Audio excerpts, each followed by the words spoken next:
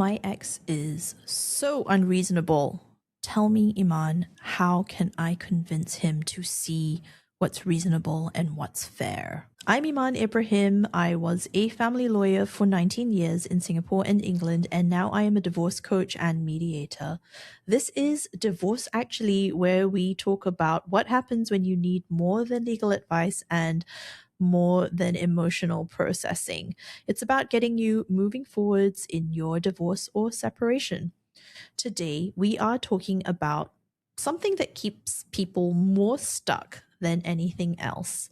It's trying to reach an understanding with someone who is fundamentally unreasonable. When someone comes to me and says, "How do I convince this really unreasonable person?" You might think that I would ask, well, what have you done so far? And what has worked and what hasn't? And yep, we might start there. But really what I will say is, stop trying to convince them. And what does that mean? How dare I say stop trying to convince them? What I mean is, stop trying to make your ex understand your perspective. Let's face it, if they understood your perspective, would we be here? Would you be leaving them? So, if it's not worked before, stop trying to get them to see reason. Stop trying to get them to be fair. Stop trying to even get them to acknowledge their role in all of this. That sounds crazy. I get you. Because the impulse makes complete sense. If they just understood, this would be easier. If they could be a little bit more reasonable, this would be easier. But the thing is, with unreasonable people, it doesn't matter how you communicate something to an unreasonable person. It's just not going to work. It's a fundamental issue. They are unreasonable. You might say the most reasonable thing, the most fair thing, the most logical thing. They're still not going to see your point. You're using a strategy that is designed for people who are reasonable, and you're using it on someone who is not operating in good faith. It's like trying to have a rational conversation with someone who is playing a different game. They're playing a completely different game to you. And because it's a different game, you can't win. They're not playing your game, you're not playing their game. No one's going to win here. And you're like, okay, Iman, I see. I get it, because actually whatever I'm saying to my ex now, no matter how I try and say it, it's just not landing. But the thing is, at some point they were a reasonable person. I mean, I wouldn't have married someone this unreasonable. I hope not. How do you know when someone is just upset or difficult versus someone completely unreasonable playing a different game to you? A reasonable person who is just upset will eventually respond to logic. They can eventually be brought back to the facts, and they will eventually want resolution. And you're like, yes, that's the person that I have. Okay, wait. Let's talk about the truly unreasonable person. And what are some of the patterns you can identify? For the truly unreasonable person, facts don't matter. You might be able to prove something, and they will still deny it. You'll be like, look, outside, the sky is blue. And the sky is actually blue, but they're like, no, the sky is purple. Their goalposts move constantly. So they might make a request, and you very reasonably meet their request, but the outcome you thought you were going to get changes because they've added new conditions and the goalposts have moved. What you're seeing is also that they're weaponizing everything. So every attempt of yours to communicate with them, no matter how nicely, it becomes ammunition. A lot of people get stuck in this because they think, if I just say it this way, you might think to yourself, okay, I know what my ex is like. If I talk to them when they've just come home from work, okay, they're definitely going to be grumpy. So let me change the circumstance. I'll let them come back, cool down a bit, decompress, and then I'll talk to them, and I will be really calm and cool and rational, and it will be okay. We'll be able to have a fruitful conversation. If you can, great. Your person's not that unreasonable. If you do all of these things, I mean, you've really tried everything, and they're still weaponizing it against you, then yeah, you've identified the unreasonable person. So you can stop convincing them. There's just no good faith engagement from them, and everything they are doing is positioned to their advantage, not positioned for a resolution. So they also may be thriving on your reaction, and that kind of engagement could even be their goal, just to wind you up. I'm going to ask you to think about your situation and put it to this test. When you provide more information, more clarity, more evidence, has that ever resolved anything with your person? Or does that just give them more material to throw it all in your face? If you've explained something 5 different reasonable ways and they're still confused, that's not confusion. That is them saying it to not play the game with you. It's their strategy to wind you up, distract you from your goal, anything so that there's no resolution. And so a different approach has to be taken. So why do people keep trying to convince someone even when it's clearly not working? Well, because we're all achievers, especially in this society.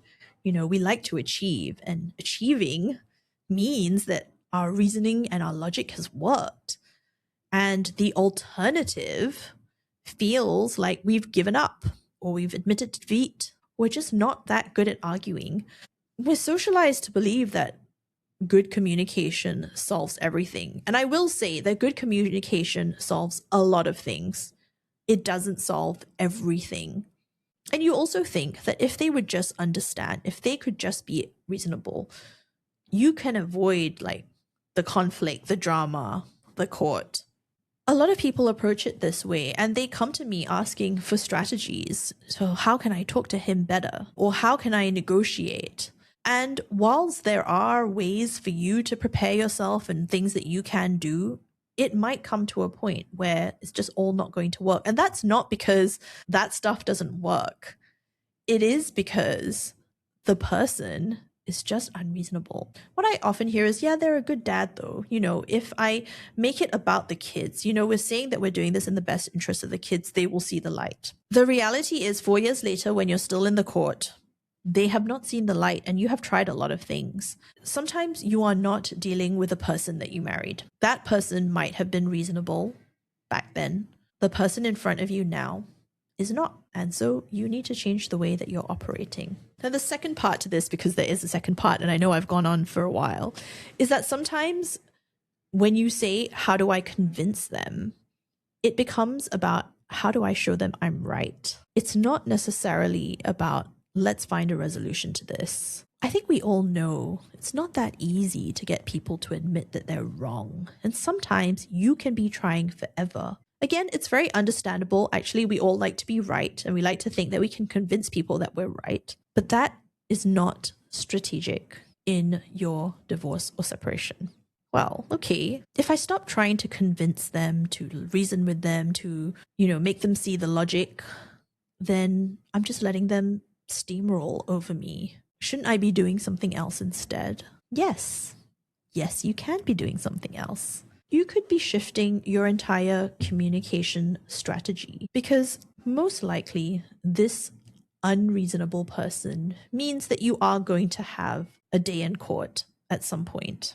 So stop writing for the unreasonable person and start writing for the third-party readers who will come into your life as a result of court process. And we will talk more about this in the next episode, which is going to be about how we're communicating. But for now, it's to stop trying to reach understanding. I know that it sounds completely against therapeutic justice, which might be a concept you've heard, which is something that the court promotes. It might be almost illogical to say, stop trying to reach understanding. What I'm asking you to do is start building your case, start making the records that you need to show, and in doing so, making sure that what you're building is unarguable. What this might look like is when you are talking about children's arrangements, perhaps. you're no longer trying to convince them you're no longer trying to convince them that it's reasonable to exchange certain days or have the children on certain days at certain times. What you will be documenting instead is that you asked and they said nope, and then you stop. And this pattern will probably repeat because they are a difficult person. Or it might be that they are trying to wind you up by calling you names, saying that you're a bad parent, you've been a bad spouse, all kinds of things, that you're the reason why the child is acting out or whatever it is. They are making you look bad. And of course, there is that urge to convince them you are not bad. And you are also worried. You are thinking of that third-party reader. And you're like, of course, I have to explain why I'm not bad, because if a judge reads this, why did I say nothing? Why didn't I defend myself? It's not about the defending. It's about showing your credibility, showing your stability, that you're a secure and normal person. That's what the judge or mediator is reading for. They're not reading for you to defend yourself, because the person who's unreasonable is ultimately going to reveal themselves as unreasonable. You need to reveal yourself as reasonable and credible. For the communications that you send out when you've stopped trying to convince them, when you're not making them understand, has a new goal now. It's about creating a clear record of your credibility. And this is completely different when you're writing it in text messages and emails. Your tone changes. Probably the length of your sentences, messages will change, and the details that you include also change. So let me give you an example. Your ex sends you an 8-paragraph wall of text emotional attack. Maybe buried within that is actually some kind of request or question where they're asking you to maybe bring your child for an enrichment class. So your entire response to the 8-paragraph wall of text is, yes, I can take child A to their piano lesson on Tuesday at 4 p.m. That's it. There's no need to address the accusations. There's no need to defend yourself. There's no need to engage with the emotion. Just read the thing, find the factual question they're asking, if there is one, answer the factual question, and ignore everything else. Your invisible audience, lawyers, judge, mediator, whoever it is, when they see it, they will see you were sent an emotional attack and you responded coolly, calmly, with the facts. And over time, when this happens over and over again, the pattern becomes very, very clear. And it doesn't favor the person sending the emotional 8-paragraph wall of text. And now you're like, okay, all right, that sounds decent, but isn't it very calculated? Doesn't that look like I'm being manipulative? Let's talk about some uncomfortable things. It feels that way because we are taught to be authentic communicators, right? And that means emotional honesty.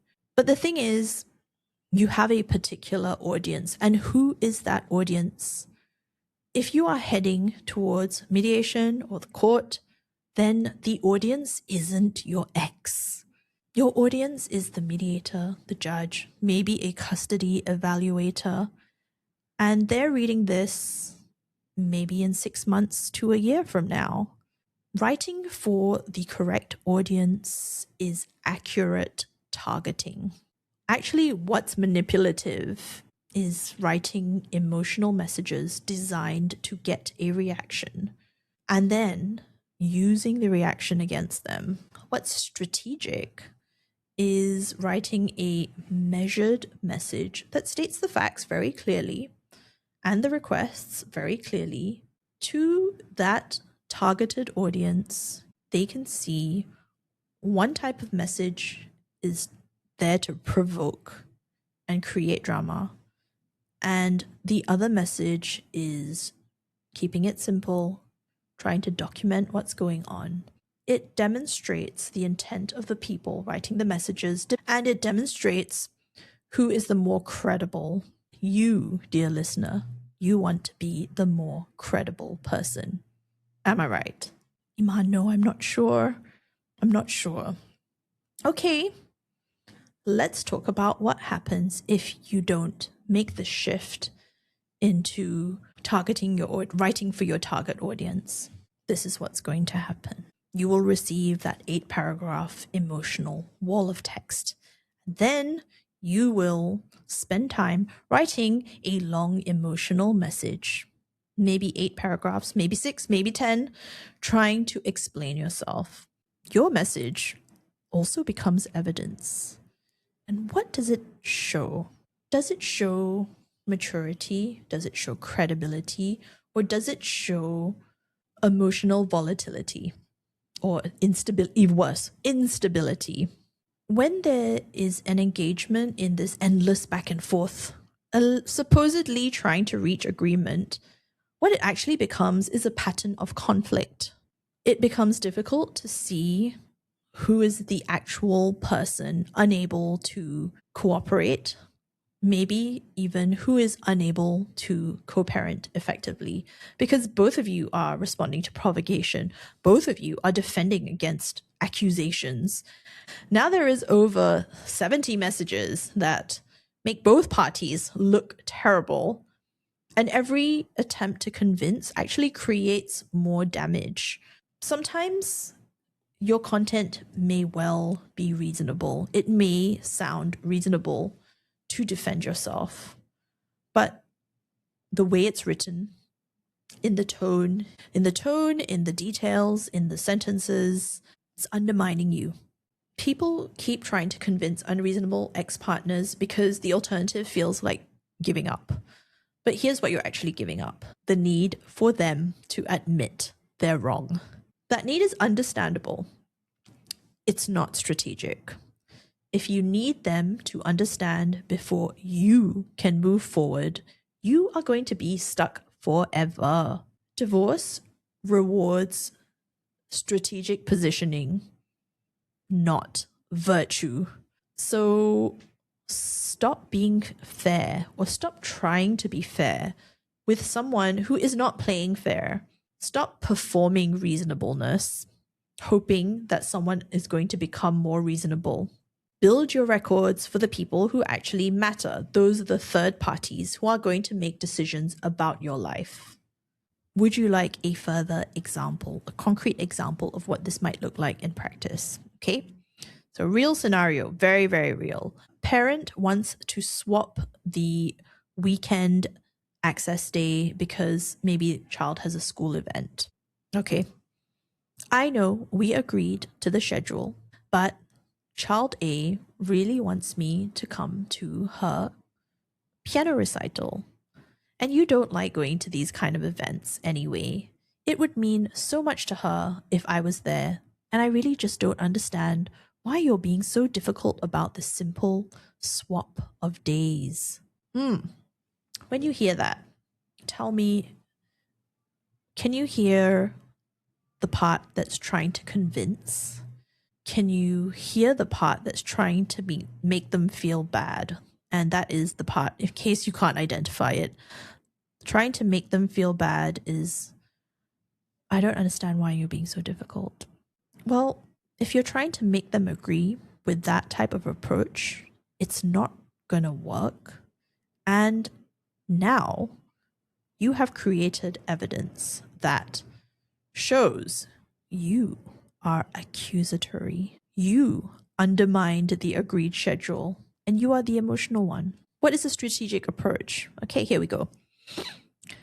Child A's piano recital is this Saturday, 2 to 4 p.m.